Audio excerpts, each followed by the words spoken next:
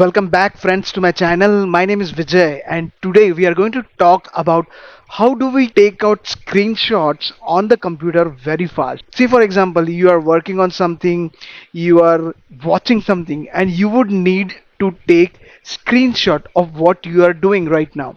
So very easy and simple way of taking screenshot is you would need to click on this search button and type in snipping. There is a snipping tool which is there on Windows 10 and Windows 11 PC. So you would just need to type the snipping tool in there, click here, and whatever you are working on, you would just need to click on new and you would need to select whatever you want to take screenshot. That's it. Once you are selected this, you would just need to save this.